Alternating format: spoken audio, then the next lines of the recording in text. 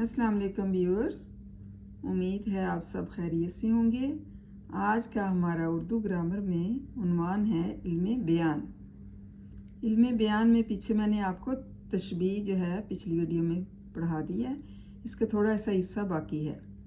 कमरा आईने की तरह सफ़ेद है, सलीम शेर जैसा बहादुर है, यानी किसी एक चीज़ को किसी मुश्तरका खूबी या बुराई की वजह से किसी दूसरी चीज़ जैसा करार देना तशबीह कहलाता है।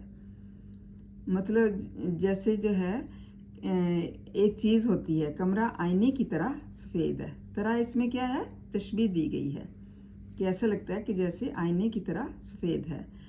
सलीम शेर जैसा बहादुर है, और सलीम को किससे तशबीह दी गई है, शेर के साथ।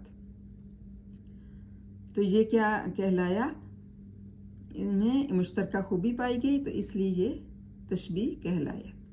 अरकान तशबीह इसमें कौन कौन से हैं? मुशबा जिसे तशबीह दें, ज़ैद। मुशबा बै जिससे तशबीह दें, सलीम। वजह शुबा वो सिफ्त जिसकी बिना पर तशबीह दी जाए। आम तौर से मुशबा बै इस मखसूस सिफ्त में इतना मशहूर होता है कि सबको मालूम होता है, इसीलिए दूसरी चीज़ यानी मुशबा को इसके मानिद बनाकर मुशबा की एक ख़ास सिफ्त को नुमायाँ किया जाता है। मतलब एक तो मुशबा है, दूसरा क्या है, मुशबा बै है।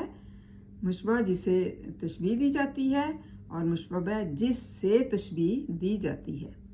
और वजह शुबा वो सिफ्त है जिसकी बिना पर तशबीह दी जाती है। आम तौर से मुशबा बै जिससे तशबीह दी जाती है इस मखसूस सिफ्त में इतना मशहूर होता है कि सबको मालूम होता है, इसलिए दूसरी चीज़ यानी मुशबा को इसके मानिद बनाकर मुशबा की एक ख़ास सिफ्त को नुमायाँ किया गया है। मतलब ख़ास सिफ्त इसमें पाई जाती है, इसलिए ये वजह शुबा बन जाता है।